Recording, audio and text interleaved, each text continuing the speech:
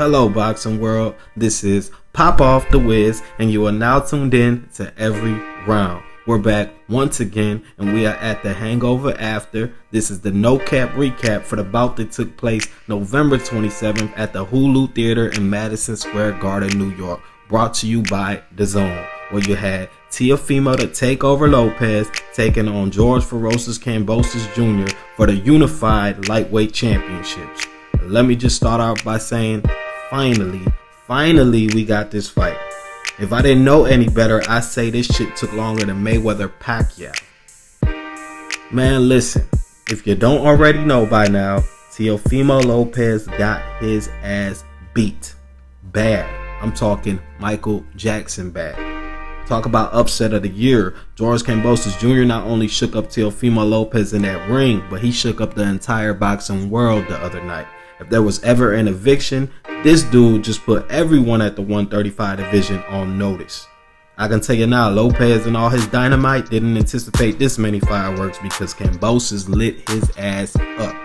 Looks like the takeover is going to need a makeover after this. That's how ugly this shit was.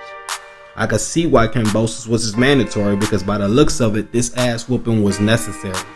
Some are calling it the biggest win in Australian boxing history, and during the build-up, George told Lopez to go get his fucking shine box, so I'm guessing that boy listened because he polished them belts something real nice for him.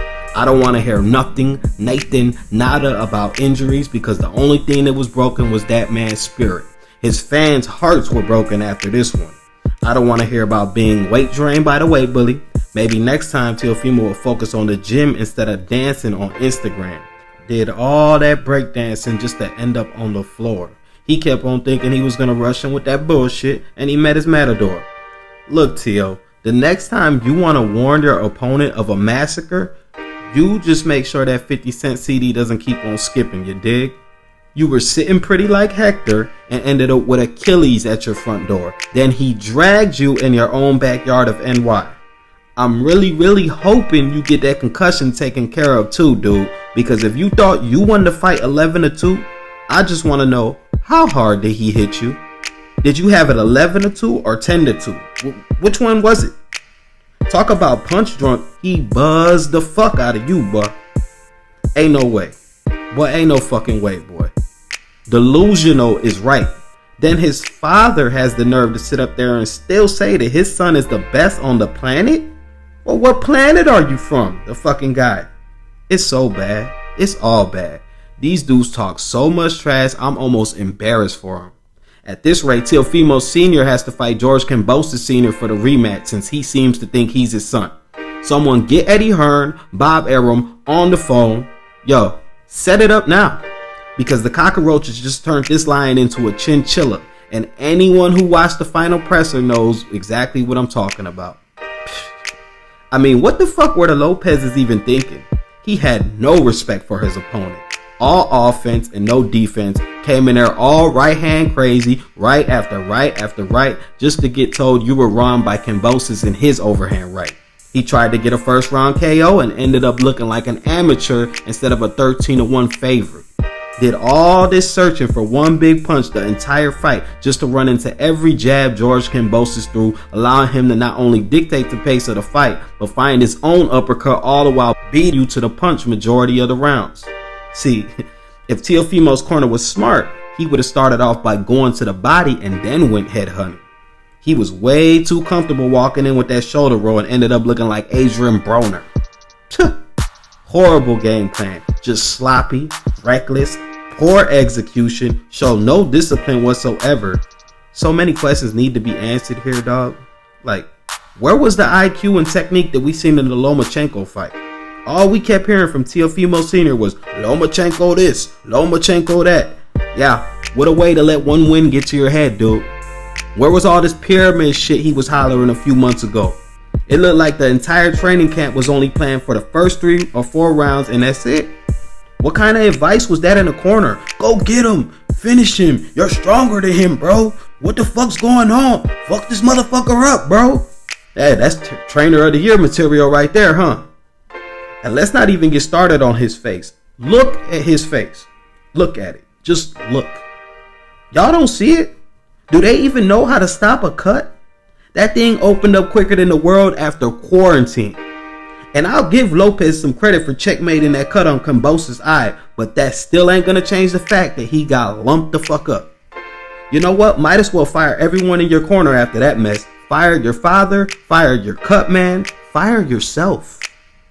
Now don't get it twisted, I like Teofimo Lopez. I told people 2 years before he beat Loma that he was the guy to watch out for, the same way I warned fans about this George Kambosos. But no one wanted to hear it.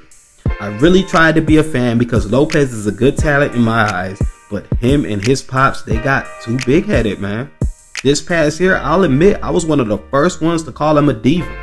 But can you really blame anyone though? He was saying and doing some of the corniest shit, bruh.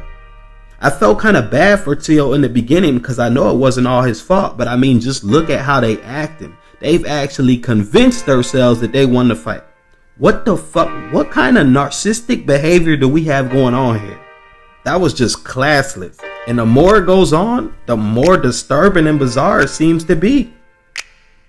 In the locker room interview before the fight, he said he was all smiles, winking at the camera, but in that post-fight interview wasn't a damn thing funny. He said he felt like a little kid at the candy store, but ain't shit sweet but the Swishers. Too worried about Bud Light, too worried about movie roles. Look fam, even Scarface was on top of the world before he fell off the balcony and ended up laying in a pool of his own blood, you know what I'm saying? Got booed in your own hometown and you just let all of Brooklyn down, my dude. I mean, God, that's tough. I don't know how Teofimo's gonna bounce back from this one, and I'm really hoping they accept reality and get it together. But I know one thing though, they better fix it, and they better fix it fast because the show don't stop. Now hold that L. Time to give this man his recognition. So congratulations to your new unified lightweight champion of the world and still undefeated from Sydney, Australia, George Kambosos Jr. Look, I don't give a fuck what anyone has to say. When he won, we all won. When he won, boxing won. I mean, Kambosos' team was even humble in victory, and make no mistake about it, they really didn't have to be. This dude went in there, did everything he said he was gonna do, and then some. Was it easy? Shit, maybe. Nah, he had to earn it the hard way. It became a war, but when you're tough as nails, then it's no surprise that your chin will be made of iron. I mean, even after Teo tried to march back and dropped him in the 10th round, this Aussie lived up to his motto, no surrender, no retreat. And not only did he win the next round, but he was outboxing Teofimo Lopez like Vasil Lomachenko was supposed to do according to most experts. Kambosos said it was just business, and boy, was he all business. The confidence was felt from the entire build-up all the way down to his ring walk. This man wasn't for none. And I peeped the press conference when he was sitting there wearing the OJ gloves. He understood the assignment. He was hungry. He told Teo he was in the darkness for a long time, but it's a new day right now, and the truth has come to light. He's a man of his word, and all the real motherfuckers will respect it. He waited 9 months for this and did not take his foot off the gas. This man missed his child's birth. He missed his grandfather's funeral just to work his ass off for this fight that kept being postponed. Everyone counted the underdog out, and now look, his stock market just took off like a rocket. Don't call him one of the four kings. He's not a king, he's the emperor. You heard him. So if you don't know who this gym rat and former sparring partner of Manny Pacquiao was, take a good look. I'm letting y'all know right now, this ain't no Andy Ruiz, Anthony Joshua shit either. When Bob Arum told everyone about this guy, people called him a cherry, a nobody, and blah blah blah blah blah. Oh, I remember, because as someone who was already a familiar and a follower of George, I know that Kambosos is always game and he will come to win. So whoever's going to be the one to take it from him, whether it's Haney, Tank, Garcia, Lomachenko, Lopez in a rematch, Rowley, or dare I say JoJo, they better come with everything they got because he's no pushover. And to anyone who's surprised, I'll be the first one to tell you, I'm not surprised at all. Always remember, anything can happen in boxing, so learn to humble yourselves and stay woke. Now, to anyone who caught Showtime Boxing's bantamweight unification bout in Las Vegas, Nevada between Brandon the Heartbreaker Figueroa and Cool Boy Stephen Fulton Jr., then you already know we had another Fight of the Year candidate on our hands. If you like toe-to-toe, you got Mexican style. Fuck a phone booth, this shit looked like a hockey fight. No cap.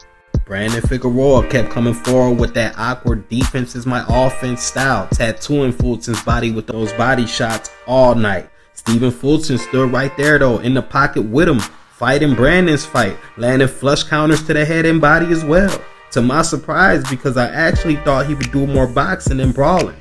Then again, I don't think Figueroa gave him much of a choice, know what I mean? All those hooks turned into hits like a Drake and Future song. There was so much back and forth action in this one, man, that some of these rounds were impossible to score. I mean, it was give and take damn near every second of the fight. Fulton was landing so many clean uppercuts and 1-2s that it was impressive, being the fact that Figueroa hit him with some hard, devastating shots, stunning him several times. Anyone familiar with Brandon already knows, homeboy doesn't have an off button. He's like that Energizer bunny. He just keeps going and going and going. Now, I know there's been a lot of controversy, a lot of disagreements on the decision, but in my honest opinion, this could have went either way. To anyone who thinks you could pick a clear winner, you missed out on one hell of a fight, man. One hell of a fight, man. I mean, I loved every moment of it. When people use the term evenly matched, this right here is the definition. Anyone who got to even see this fight should consider it a privilege, because it's not all the time that we receive something like this. At this point, I'm just waiting on a rematch the same way I waited on the first one, because when you put the best against the best, you're bound to get something great. Hey, run that back. Credit to both fighters, and congratulations to one of the hottest prospects in the game, Philadelphia's own Cool Boy Steph, Stephen Fulton Jr., your new WBC, WBO, Bantamweight champion, and still undefeated with a record of 20 wins, 0 losses. A lot of people might not like him after this, because the judges favored him, and he definitely didn't do himself any favors coming in with the Floyd Mayweather Tank Davis sombrero, but he's nice in the ring. And if they play it right, he just might be something special.